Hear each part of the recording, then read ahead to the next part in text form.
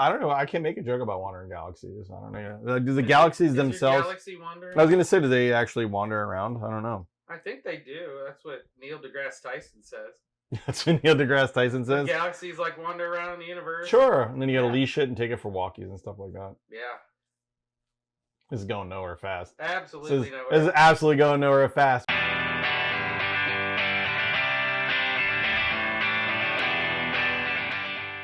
Hey Misfits, it's time for another Under the Lid, and today we're taking a look at Wandering Galaxy by Plaid Hat Games. I love Plaid Hat Games. They actually do a lot of good stuff, and I had the opportunity to finally kind of get with their media spokesperson, I want to say. What do they even call those job anyways? The media outreach program, media... Wrangler, I guess. Yeah, we need wrangling. So let's officially call you the media wrangler. And they've been great. Every year we go visit them and they have some new game. And I like the fact that Plaid Hat Games tends to think outside the box and they tend to embrace technology too. That's really one thing they do very, very well. So last several games that I've been playing from them have had like deep app integration with fully voiced narratives and stuff you actually really don't see out of other games. I can't really think of too many other app integrated games that are so heavy, you know what I mean? Especially not fully voiced. I think there might be the only ones. Maybe My Father's Work was like the only other one I could. Oh yeah, My Father's Work, which is still an anomaly for Renegade Studios. My Father's Work is amazing, but that's a whole other thing. So yeah, they're absolutely awesome. I love the fact that their app integration and and the fact that all this is like fully narrated and they're fully storied, like they're full on stories. And the Wandering Galaxy is done by Jerry Hawthorne. Now, Jerry Hawthorne, if I recall correctly, also did the fantasy Fable game we actually did unboxing on, where it was basically you're raising a princess, and you basically go through a story, a narrated story, and you can raise her to be kind of good or evil and all this other stuff. Oh, Familiar Tales? Yeah, Familiar Tales. So I believe it's the same developer. Product catalog. Hey, there you go.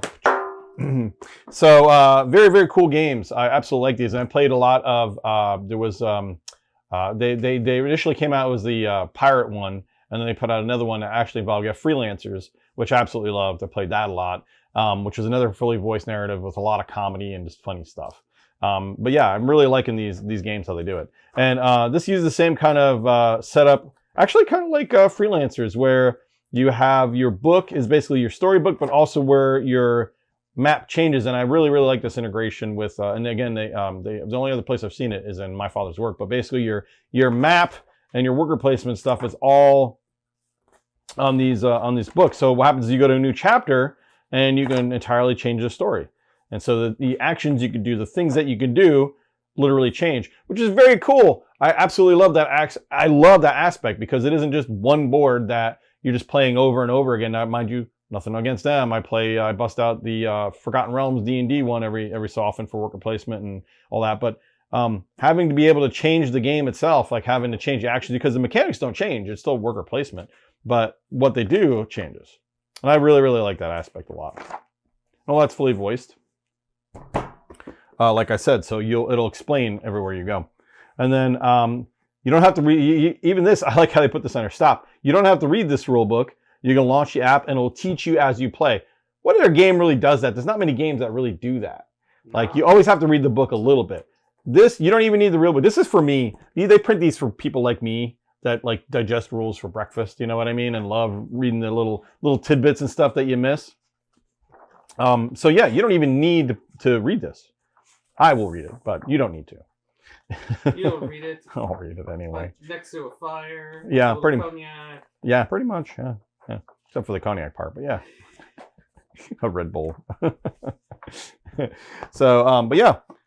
And we got ships and mats for how you travel around space. Oh, look, they got stickers. So these are sticker sets. Oh, cool. So I guess, are you building your ship? Look at this. So you can build your ship however you want. That's really cool. So you have your beat up one, and then you have ones where you put different decals. You can be a pirate, I guess, or look kind of cool. Yeah, that's kind of cool. You can be Tronish, super Tronny. It was super futurist. Cool. Yeah, which new Tron movie's coming up, by the way, FYI. There's a new Tron movie? Yes, it is done by Jared Leto. You know, Morbin time, Jared Leto. Oh, weird. Yes. So you have your ship upgrades, your database of your stickers.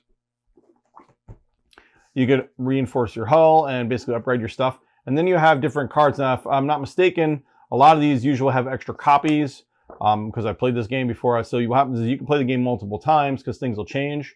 And you basically, in this one, looks like you have your own character based on you pick a race, Nexu, human, myriad, and you basically create your own character in it, which is kind of cool.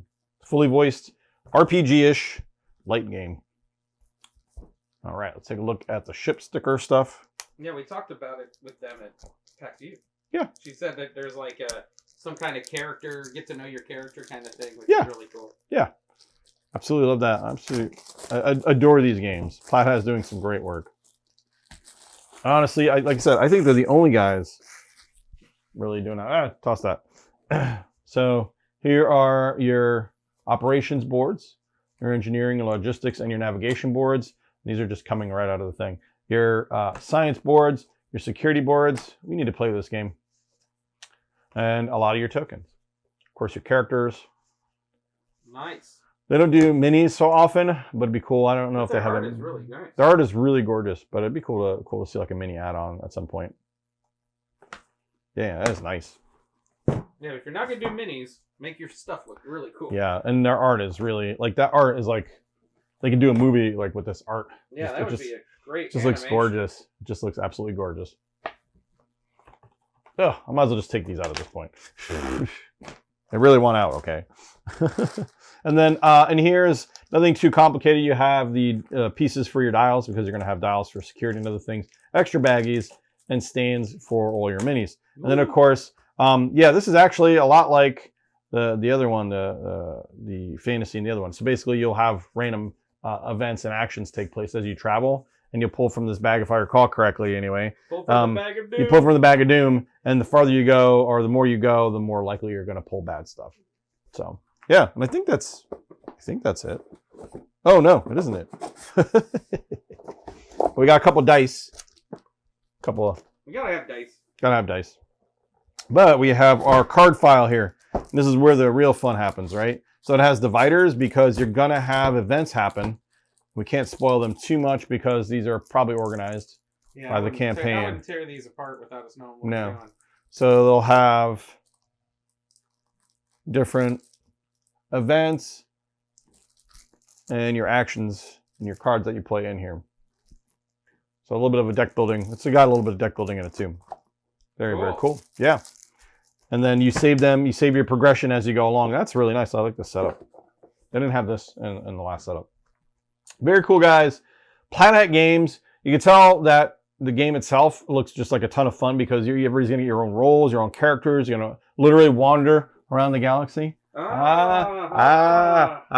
Doing stuff, upgrading your ship, and taking part in adventures. If you're like me and Tom here, I would say we generally prefer sci-fi, right? We're more sci-fi leaning guys. I mean, I love fantasy, but I mean, we're more sci-fi bent, so we're absolutely probably gonna play the crap out of this because we look forward to these kind of sci-fi games, especially any game where you can make your own character and wander around the galaxy. It's like a big win. They don't make enough of those. Fulfillment there. Yeah, it kind of is actually. So guys, check out Plaid Hat Games, Wandering Galaxy. Is this available now? Did they say it was available now? The Kickstarter is being fulfilled. It will be available soon. Go to their website. So check it out, Plaid Hat Games. Go check out their website. And listen, guys, if you like any build your own adventure, like choose your own adventure is the best way I could describe it. But instead of having to read it yourself, it's narrated for you. I mean, honestly, this is like it's fully voice acted. It's a no-brainer. I've loved the games I've played of this type of theirs, and this looks like a winner too, honestly, guys. So then, of course, as always, wander around your own galaxy. You know, take a breath, stick your head out the window in your spaceship, and game on.